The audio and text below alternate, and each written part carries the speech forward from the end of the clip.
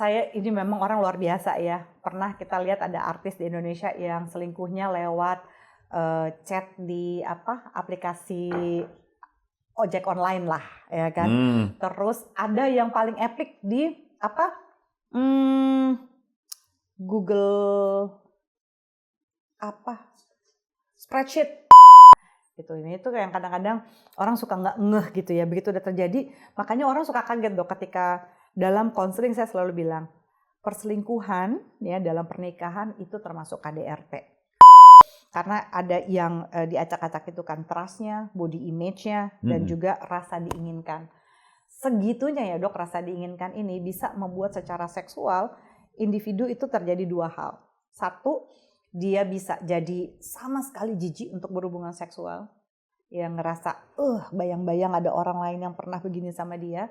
Or yang kedua, malah jadi hyper.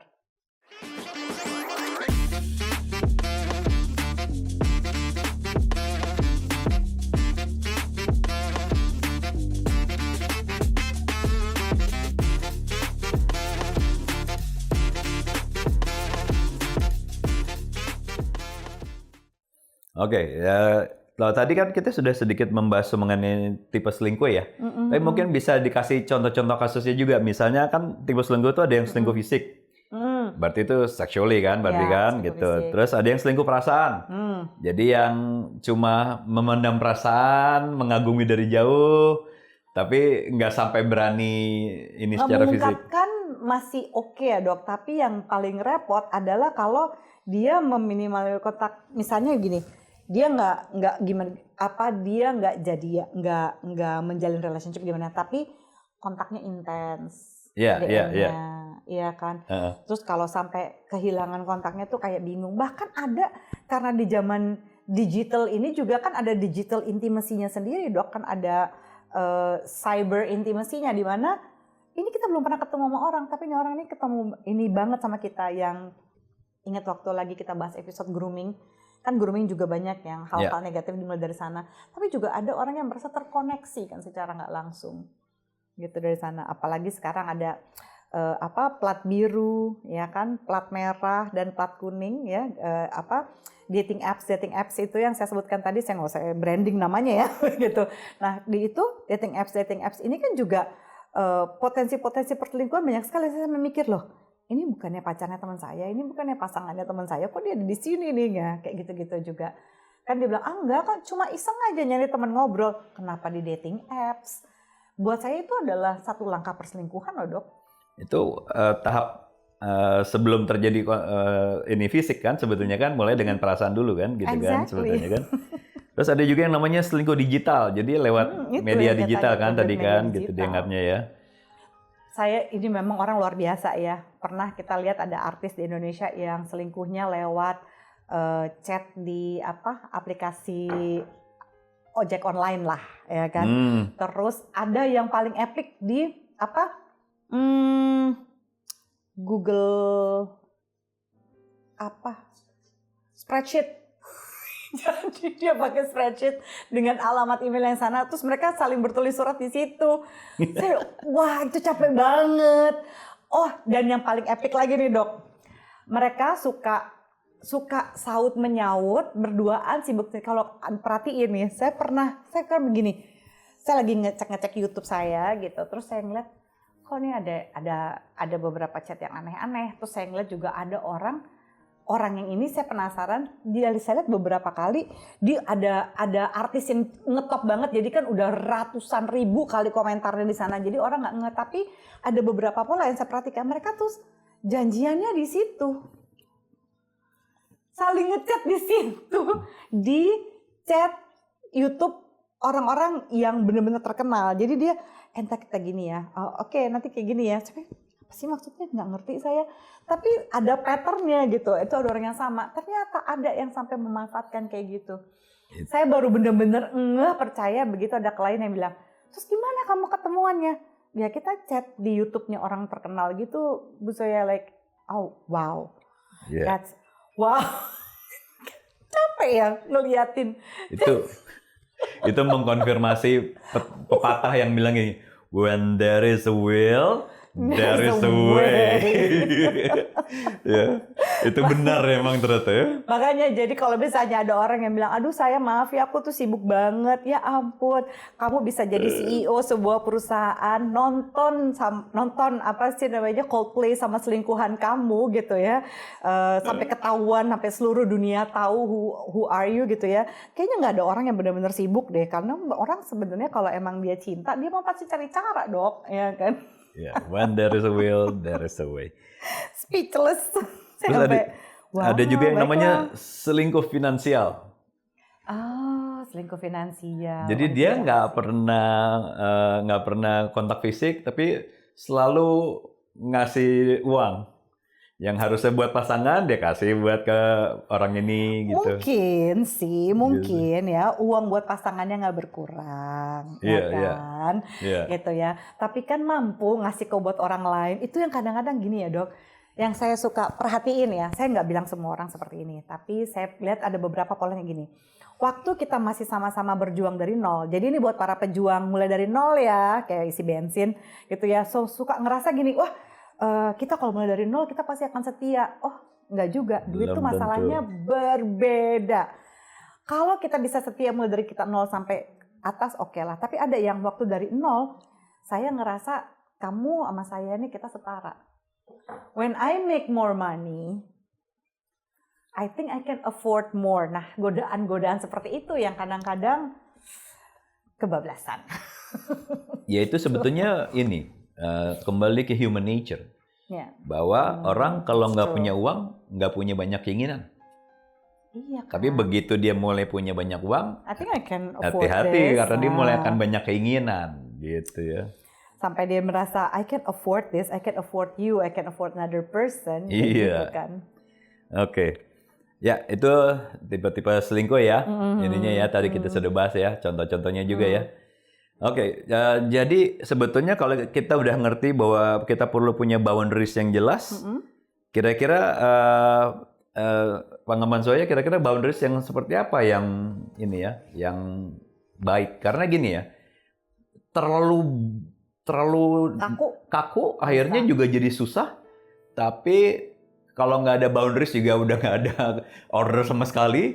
Tapi jadi seperti apa kira-kira kalau menurut saya yang mungkin yang paling penting adalah kita harus ngomongin boundaries bukan sebagai, yaitu tadi yang Dr. Aswin bilang, boundaries itu bukan sebagai larangan, tapi boundaries itu adalah apa yang bisa kita berdua lakukan gitu ya, supaya kita berdua ini jadi merasa aman dan bahagia bersama. Itu kan jadi ada fleksibilitasnya. Dan jangan salah ya, boundaries itu menurut saya ya Sobat Damai Jiwa, itu harus kita miliki seumur hidup. Jadi itu bisa akan ada adendum tambahannya dan it's okay. Gitu ya, karena sekarang sih nggak apa-apa, tapi ternyata kok dulu nggak apa-apa ya, tapi sekarang kok gue nggak nyaman ya sama boundaries ini. Itu kan bisa banget terjadi.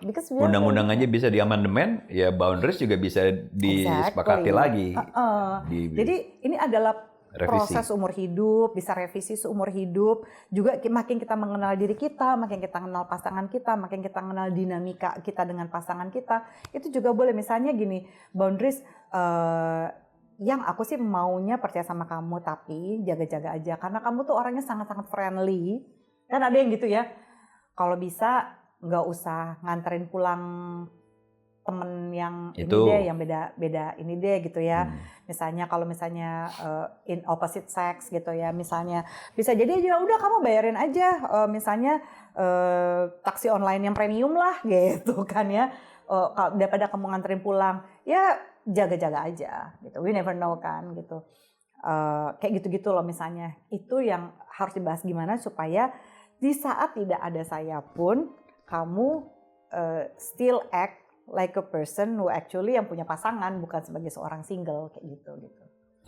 Kan boundaries ini kan harus dibangun bersama, disepakati bersama. Sebenarnya dari situ juga kelihatan loh kalau memang orangnya memang gini, kalau memang tujuannya sama, mau membangun hubungan yang sehat, itu boundaries akan tercapai bersama. Maksudnya akan bisa disepakati bersama. Disepakati dengan. Tapi hati-hati juga kalau menurut saya. Kalau mau bangun boundaries tapi nggak jadi-jadi, itu berarti ada satu pihak yang tidak mau dikasih boundaries. Itu dia. Iya kan?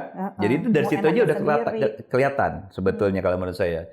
Jadi kalau memang hubungan itu masih baik, biasanya mereka masih bisa mencapai kesepakatan bersama untuk dijalankan bersama.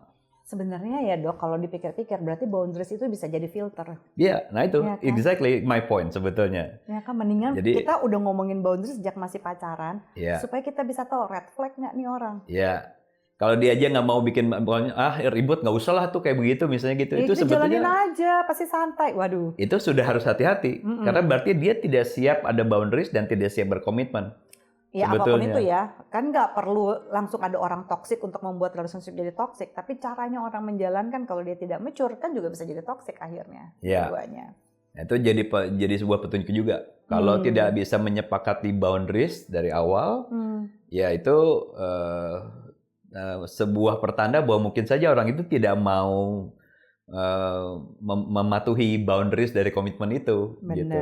Jadi niatnya udah lain ini sebetulnya. Jadi nggak bisa nanti di tengah-tengah relationship, kan cuma chat doang. Ini apalah sexting. Kan yang penting gue nggak pernah nyentuh dia, gue nggak pernah deketin dia. I never do this, I never do that gitu. Nggak bisa kayak begitu juga ya. Karena bukan cuma masalah perselingkuhan fisik, tapi kan chat-chat manis, sexting gitu ya. Dan hubungan emosional yang sebenarnya melewati batas. Karena yang sakit itu bukan cuma otak dan hati gitu ya, tapi juga ini masalahnya bisa berdampak trauma yang juga berkepanjangan buat pasangan kita. Gitu. Ini itu yang kadang-kadang orang suka nggak ngeh gitu ya, begitu udah terjadi, makanya orang suka kaget dok ketika dalam konseling saya selalu bilang perselingkuhan ya dalam pernikahan itu termasuk KDRT. Wah berapa banyak tuh yang protes. Nggak terima. Kenapa? Saya bilang apa definisi KDRT? Saya bilang gitu, itu kan kekerasan dalam rumah tangga gitu. Kenapa? Karena dengan perselingkuhan ini si individu yang diselingkuhin jadi mempertanyakan tentang kelayakan dirinya. Dia jadi keobrak-abrik rasa trustnya dia, merasa harus aware melulu, takut melulu, merasa not good enough gitu. Itu kan bentuk KDRT, apalagi gitu. Sometimes orang nggak sadar gitu bahwa enggak lah gitu kan, it's just an affair. No, it's never be just an affair. Kalau saya bisa ngomongnya gini, ditonjok sama nonjok rasanya beda. Tapi buat yang nonjok ya dia nggak berasa bahwa itu yang ditonjok tuh menderita. Iya lagi. Ya kan? Dicubit sama nyubit rasanya beda. Exactly. Gitu ya. Makanya kalau orang nggak ngerti ya harusnya nggak mana kekerasannya gitu ya sebetulnya ya. Setuju dok, benar-benar. Dan talking about that nih berarti kita ngomong mengenai kalau udah kejadian perselingkuhan, dampaknya apa aja kalau dari pengalaman saya yang saya dapat dalam prakteknya? Kalau misalnya dampaknya itu banyak ya, terutama sih yang secara emosi banyak orang jadi mempertanyakan tentang kelayakan dirinya dia lagi gitu ya, atau ada juga beberapa individu yang apalagi yang secara intelektual memang cukup mumpuni, mereka bahkan merasa sangat-sangat bodoh. Wah, aku dibodohi oleh cinta, aku bodoh kok percaya aja. Nah, ini adalah mitos yang harus saya perbaiki ya, karena gini, nothing stupid, benar-benar tidak ada yang bodoh dengan orang-orang yang menjadi korban perselingkuhan. Karena ini bukan tentang kebodohan, ini tentang pilihan buruk pasangannya gitu ya. Jadi ketika orang ngerasa, kan aku jadi dibodohi ya Mbak Zoya? Enggak juga sih sebenarnya, kan ini bukan masalah siapa yang mudah dibodohi, siapa yang dibodohi. Ini adalah tentang si individu yang membuat pilihan buruk gitu menurut saya dok. Karena banyak orang yang juga ngerasa, oh I'm stupid gitu, gue nggak oke. Karena ada yang diacak-acak itu kan trustnya, body image-nya, dan juga rasa diinginkan. Segitunya ya dok, rasa diinginkan ini bisa membuat secara seksual individu itu terjadi dua hal. Satu, dia bisa jadi sama sekali jijik untuk berhubungan seksual, yang ngerasa, bayang-bayang ada orang lain yang pernah begini sama dia. Or yang kedua, malah jadi hyper. Saking ingin membuktikan bahwa I'm worth it. Dan saya better dari I'm better than that person. Orang lain. Ya. Still aja tetap nggak akan oke ya dua-duanya ya. Sekarang kan bahkan ada istilahnya ya. Kalau di trauma yang misalnya kayak nyaris celaka, nyaris mati namanya PTSD.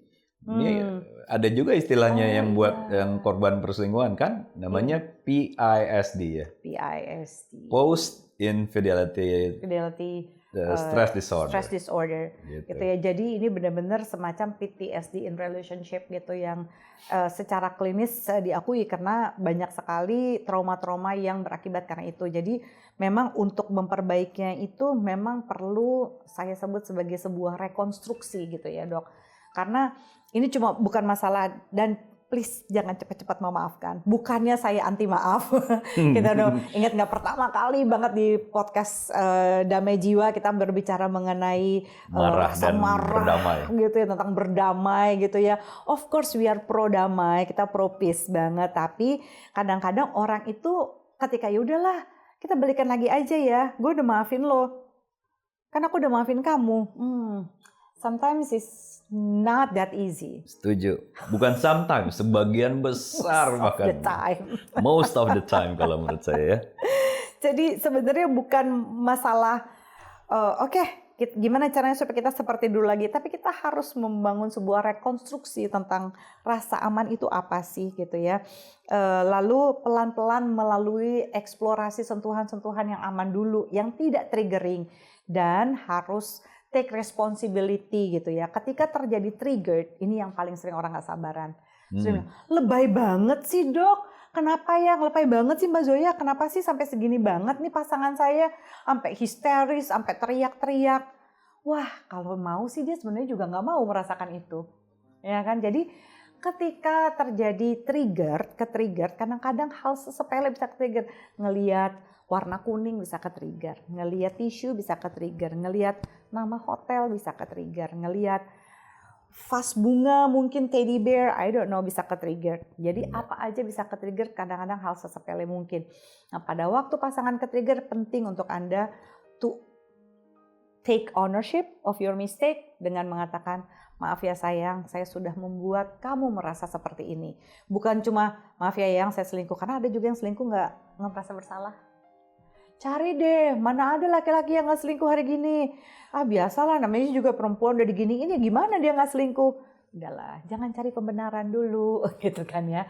Cari tahu dulu bahwa apa yang kamu lakukan itu sudah menyakiti gitu ya. Jadi mulai dari rasa aman, sentuhan-sentuhan yang non-seksual dulu gitu ya, baru aktivitas seksual yang disepakati oleh kedua belah pihak gitu. Jadi nggak bisa main dimaafkan dan everything kayak nggak pernah terjadi apa-apa. As if never happened. Wah, nggak bisa. Gimana caranya? Gitu. Jadi sebenarnya bukan tentang yuk gimana caranya kita balik panas seperti dulu lagi, tapi belajar menyala gitu ya, atau mulai ada intimacy, mulai ada kehangatan-kehangatan dengan cara yang lebih matang dan lebih sadar sih menurut saya, Dok. Ya. Itu jadi membangun intimacy dan sexual habits lagi setelah perselingkuhan ya.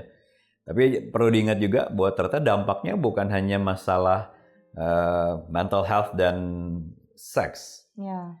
Ternyata ada dampak fisiknya juga loh. Oh iya. Ya. Gak bisa jadi tidur. pada saat seseorang jadi korban perselingkuhan itu dia dalam posisi stres yang serius. Ya. Kortisolnya naik, terus kemudian mulai banyak masalah kalau kortisol berlebihan kan, itu buruk buat otak, buruk buat pertahanan tubuh, dan baunya mau ngecek melulu. Ya, gitu ya. Terus bisa tidur. Ternyata ada yang namanya the broken heart syndrome. Jadi ya, itu saya dulu taunya kalau film silat tuh, kalau ada yang selingkuh tuh bisa sampai bisa sampai sakit. Kalau di film silat kan iya lagi. Marah tuh bisa muntah darah gitu ya kalau di film silat ya. Saya pikir itu cuma bercanda aja gitu ya. Sebagai pecinta Dracin mana fansnya gitu. Zhang Linghe.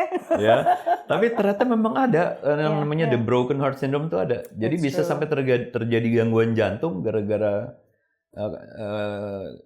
tersakiti secara emosional gitu. Itu ada. Sakit hati sampai mengganggu fisikalnya fisiologinya jantung gitu sebetulnya. Itu bisa ternyata. Jadi jangan dianggap enteng ya gitu. Bahwa itu sebenarnya bisa sampai seperti itu ya. Ya kan, apalagi kalau misalnya mereka-mereka yang pasangannya itu nge-gaslight, udah salah. Ya aku selingkuh gimana nggak selingkuh, kamu sih. Ya, kalau misalnya dia take ownership instead of bilang bukannya aku tuh selingkuh karena kamu, nah, kan itu gaslight ya. Tapi aku memilih selingkuh dan pilihan itu ngelukain kamu gitu ya. So I need to be responsible for that gitu. Itu yang namanya emotional accountability. Tapi kan berapa banyak yang mau ngambil emotional accountability kan? Kadang-kadang makin kesenggol, makin itu lebih parah lagi.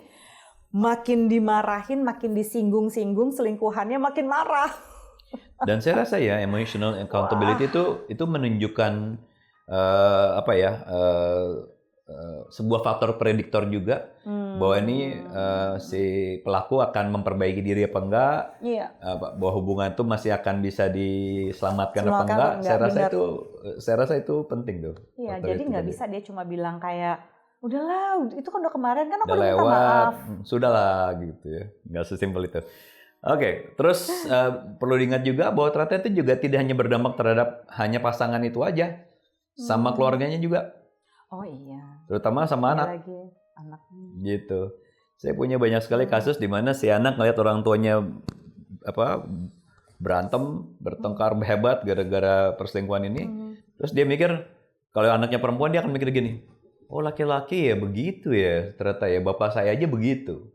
Terus dia tumbuh sebagai anak perempuan yang ngerasa bahwa laki-laki tuh nggak bisa dipercaya.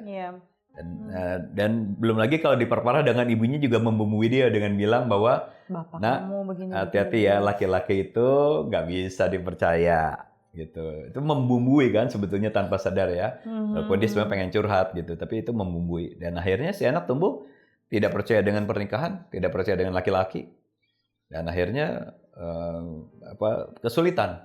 Ya.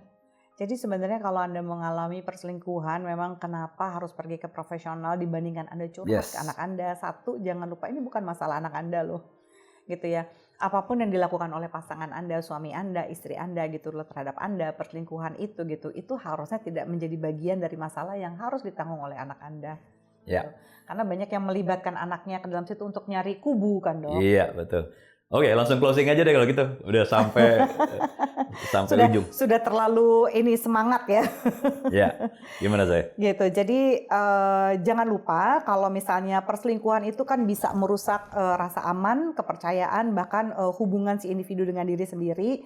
Jadi jangan lupa bahwa kita juga harus belajar dan memahami mengenai kapasitas mencintai dan melindungi diri, jaga boundaries gitu. Terus apa yang bisa kalian lakukan gitu ya. Misalnya jadi ketika kalian akan menjalani sebuah hubungan seperti yang dari awal kita udah bahas cukup panjang tuh berdua sama Dr. Aswin ya, bahwa you have to know what you want gitu. Kamu harus membahas mengenai boundaries itu gitu, karena kalau misalnya enggak gitu, kamu enggak pernah membahas boundaries, kamu enggak pernah tahu batasan, jadi kamu juga akan tidak belajar untuk menghargai batasan. Jadi perselingkuhan itu mungkin dimulai dari kebohongan kecil, tapi seringkali justru mengungkap kebenaran yang lebih besar. Siapa sebenarnya diri kita dalam cinta dan sejauh apa kita mau bertumbuh. Nah, terima kasih sekali lagi sudah mendengarkan episode tentang perselingkuhan kali ini. Dan kalau episode ini Anda anggap mengena di hati, ya kan, jangan lupa share ke orang-orang yang mungkin membutuhkan perspektif yang lebih sehat tentang cinta dan pengkhianatan. Tambahan dari saya, sebelum selesai, saya kira semua pasangan punya badainya masing-masing. Ya. Dengan versi masing-masing. Ya kuncinya ya bagaimana menembus badai itu bersama. Gitu. Ya diharapkan kekuatan hubungan itu yang bisa mengalahkan kesulitan ini dan bisa melalui badai kalau menurut saya. Iya. Dan seringkali ya dari situ pertanyaannya adalah gini. Jadi gimana Mbak Zoya? Saya terusin apa enggak ya perselingkuhan? Setelah perselingkuhan, saya terusin enggak nih relationship ini? Mungkin pertanyaan juga bagus untuk Anda tanyakan sebelum oke deh terusin, oke deh maafin, adalah siapa sih saya dalam relationship ini dan siapa sih saya di luar relationship ini? Semoga pertanyaan itu ketika Anda bisa menjawabnya, kemungkinan Anda juga jadi tahu apakah cinta ini, relationship ini masih layak untuk dilanjutkan atau tidak. Dan badai itu bisa dilalui apa tidak. Amin. Bersama ya maksudnya. Jadi jangan lupa untuk tetap bertemu dengan profesional gitu ya, untuk memastikan apa yang Anda alami, setidak-tidaknya kita bisa menjadi tambahan semacam safety belt untuk Anda melalui apa yang sedang Anda lalui. Karena perselingkuhan tidak bisa dianggap enteng, ada banyak masalah-masalah klinis juga yang terlibat di dalamnya. So jangan lupa untuk bagikan, share ya, dan kalau perlu Anda kasih komen usulan topik-topik apa yang Anda inginkan di episode-episode Damai Jiwa berikutnya. Sampai ketemu lagi di episode Damai Jiwa berikutnya. Saya Zoya Amirin. Saya Aswin Kandau. Bye. Mohon pamit.